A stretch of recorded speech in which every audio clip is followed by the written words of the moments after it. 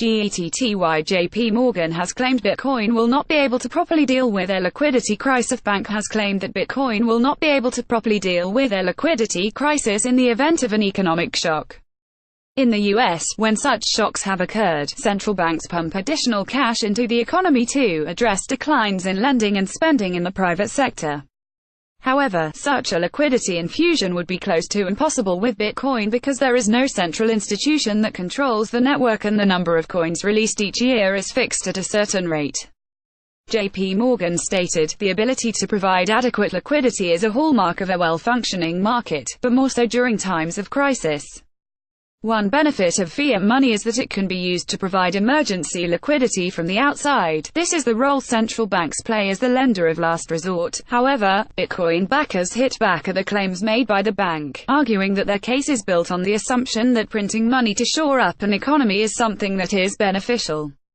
Aaron Lasher, the chief marketing officer at cryptocurrency tech company Breadwall, said, "This is a classic case of creating the problem you offer to solve, and exactly why Bitcoin exists.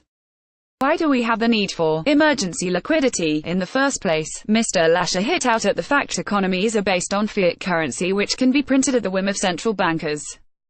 Mr. Lasher said, "So banks have no incentives to manage liquidity risk precisely because the marginal cost of printing more dollars by the central banks is zero, providing a guaranteed backstop against sustaining losses incurred by excess risk-taking." Arthur Hayes, the chief executive peer-to-peer crypto trading platform BitMEX, also argued that such policies ultimately translate into inflation in other financial assets.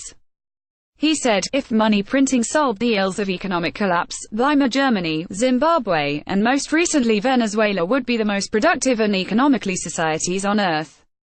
Money printing delays the inevitable. Without the ability to print base money at all, any institutional that extended credit would be evaluated by the market on its ability to responsibly originate loans." Getty Bitcoin backers hit back at the claims made by JP Morgan. Business Insider senior correspondent Pedro da Costa has, however, argued it is crucial to make the distinction between countries with failing economies that print money willy-nilly, and economically developed countries implement certain monetary policy. He claimed, "The US is not Venezuela. From a monetary standpoint, the US dollar is the reserve currency. Venezuela is exposed to currency risk, needs to sell oil in dollars. Apples and oranges."